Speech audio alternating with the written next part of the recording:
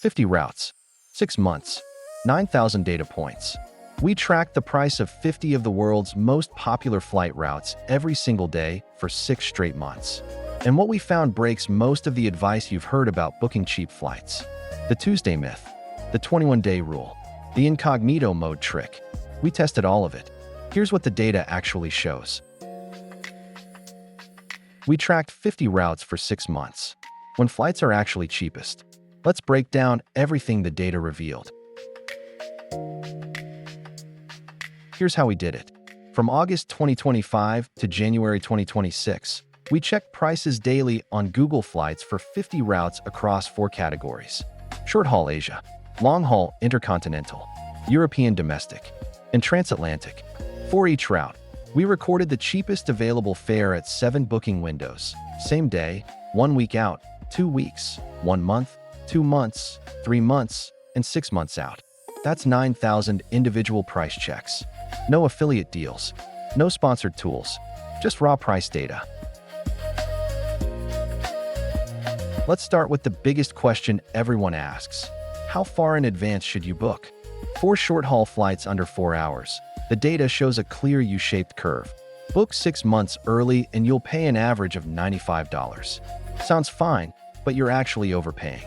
At 3 months out, prices drop to $78. The real sweet spot, 5 to 8 weeks before departure. That's where we found the average lowest fares, $62 across all short-haul routes. After that, prices climb fast. 2 weeks out, you're looking at $88. And last minute, $145 on average. The sweet spot for short-haul is clear. 5 to 8 weeks ahead, not 3 months, not 2 weeks. Book in that window, and you're statistically getting the best deal the route will offer. Long-haul flights tell a different story. The sweet spot shifts earlier, to 3 to 4 months before departure.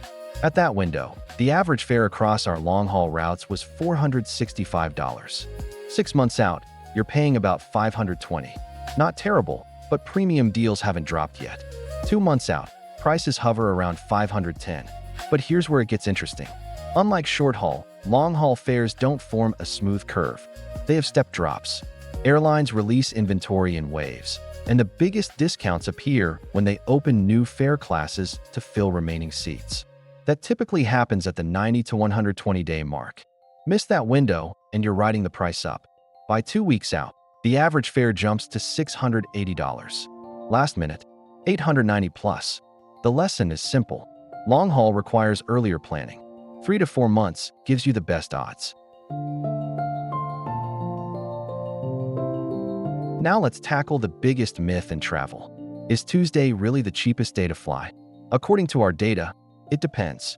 On average across all 50 routes, Tuesday departures were 11% cheaper than the weekly mean. Wednesday came in close at 9% cheaper. But here's the surprise. Sunday evening and Monday early morning flights were the cheapest of all on 12 of our 50 routes. The most expensive days? Consistently Friday evening and Sunday afternoon. Those averaged 18 to 23% above the weekly mean.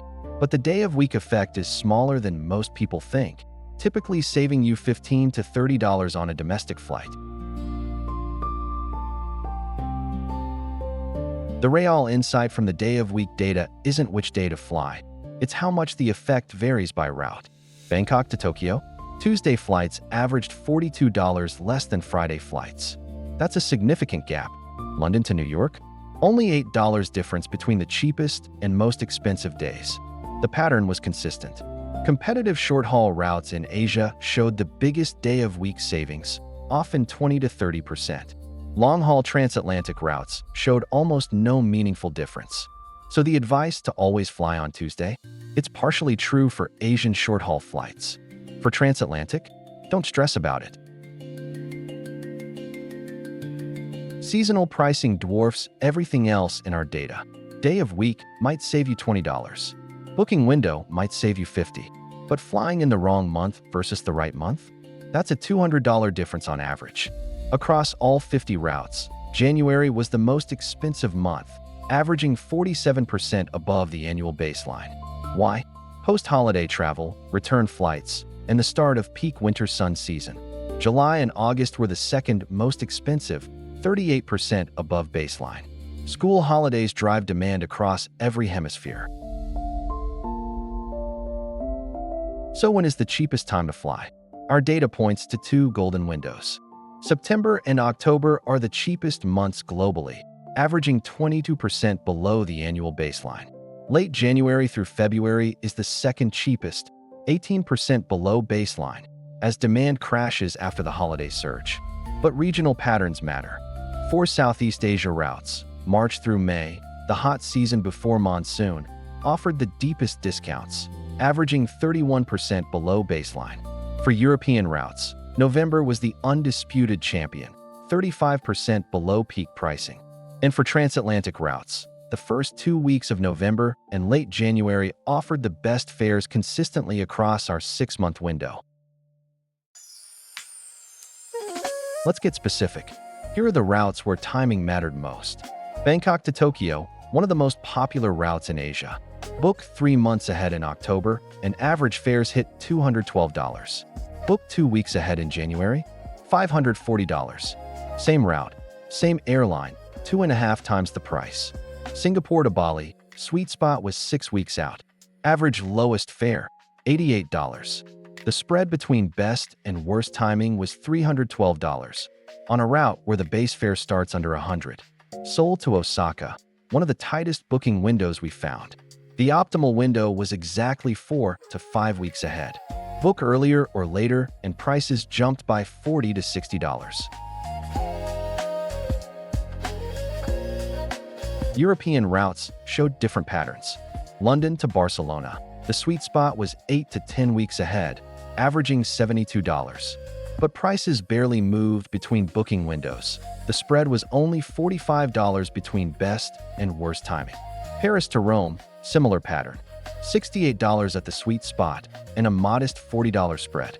The transatlantic routes were the most volatile. New York to London swung from $385 at the optimal booking window to $912 at the worst. That's a $527 difference. Los Angeles to Tokyo showed the widest seasonal swing of any route we tracked. 298% variation from cheapest to most expensive month. Now here's something the data revealed that surprised us. On 17 of our 50 routes, the cheapest listed fare was not the cheapest total cost. Budget airlines dominated the lowest displayed prices. But once you added checked baggage, seat selection, and booking fees, the total was often higher than a full-service carrier. Ryanair London to Rome, listed at $23. After one checked bag, a seat selection, and a credit card fee, $68. British Airways on the same route, listed at $72, with a checked bag and seat selection included. For dollars more for dramatically better service. The pattern repeated on 12 Southeast Asian routes. The lesson: always calculate the total cost, not just the base fare.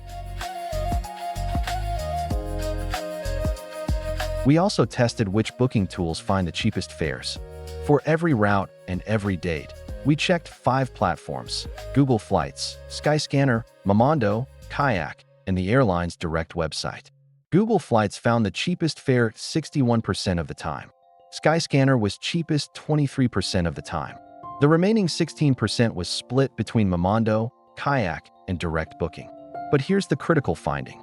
The price difference between Google Flights and Skyscanner averaged just $4. The real advantage of Google Flights wasn't lower prices, it was the price tracking feature. Set an alert, wait for the notification, and book when the algorithm tells you prices have dropped. That single feature consistently outperformed any manual search strategy we tested. So after 9,000 data points, here are the 5 rules that actually work. Rule 1. Book short-haul flights 5 to 8 weeks ahead. Long-haul, 3 to 4 months. Rule 2. Fly in September, October, or late January for the deepest discounts. Rule 3. Use Google Flights price alerts and book when it says prices are low. Rule 4. Always calculate total cost including bags and fees. The cheapest fare isn't always the cheapest flight. And Rule 5. Day of week matters for Asian short haul, but barely matters for transatlantic. Don't stress about flying on Tuesday unless you're in Southeast Asia. If this data helped you, subscribe. We release data-driven travel breakdowns every week. Hit subscribe, and I'll see you in the next one.